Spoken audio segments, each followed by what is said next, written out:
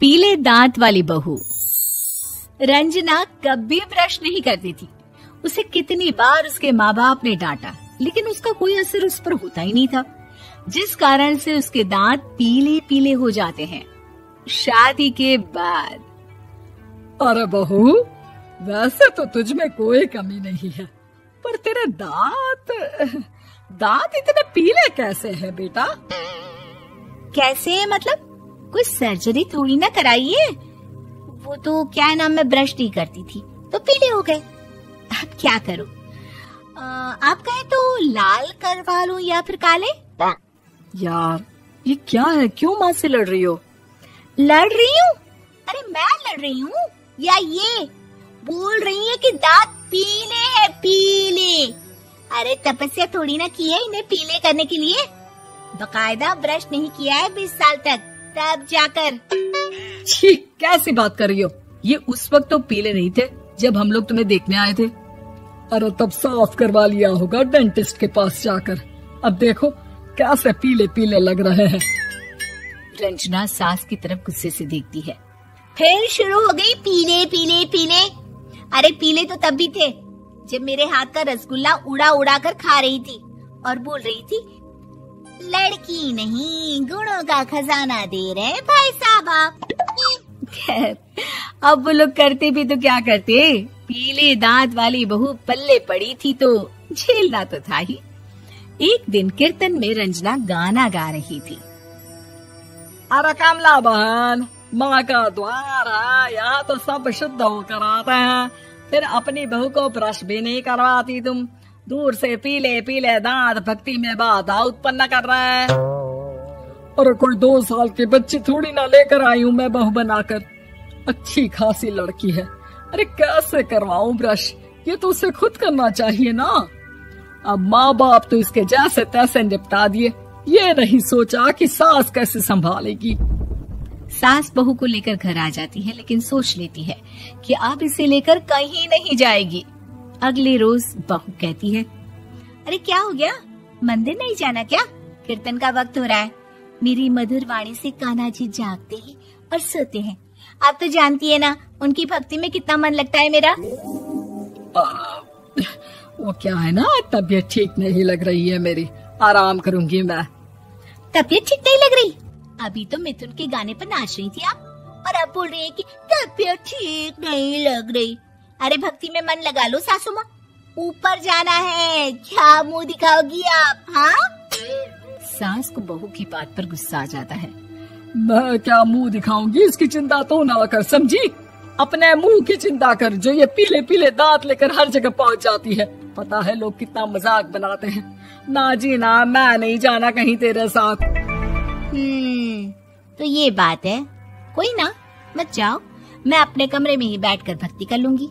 ऊपर वाला दांत थोड़ी ना देखता है, मन देखता है, भावना देखता है। और अरे बस बस, तू सब कुछ दिखा, बस ये सफेद चमकदार दांत ना दिखाना किसी को, है? जा यहाँ से।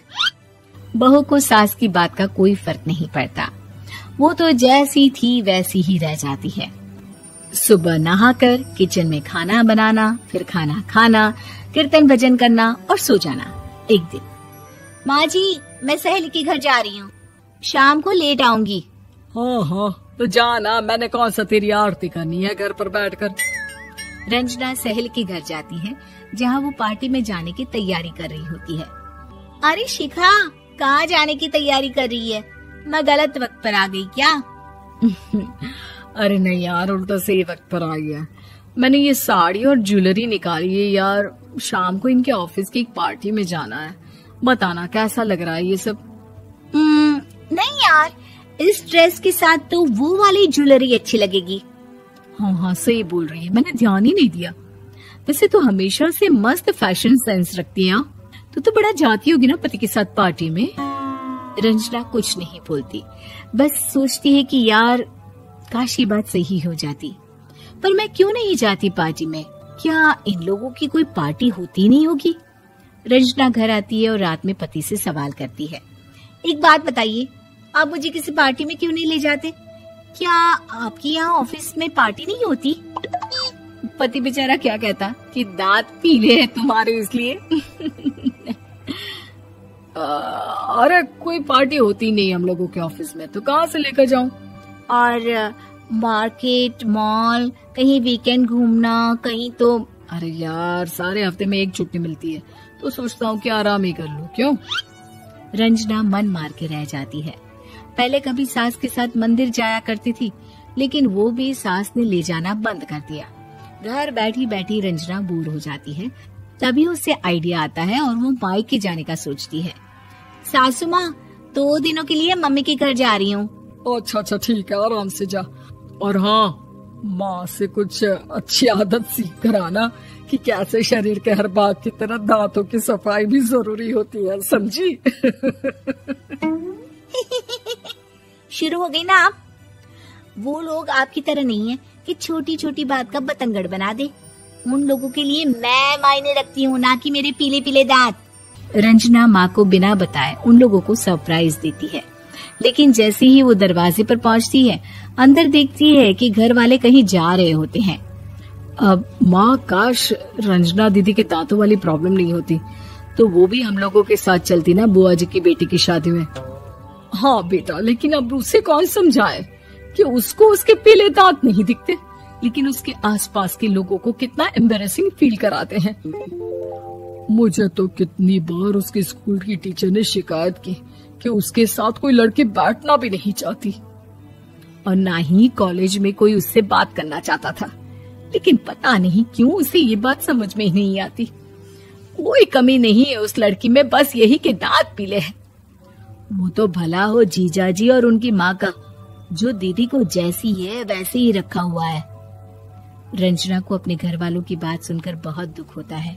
वो सोचती है कि वो क्या करे, लेकिन फिर वो सीधा डेंटिस्ट के पास जाती है, अपने दांत चमकाती है और कसम खाती है कि वो रोज ब्रश करेगी।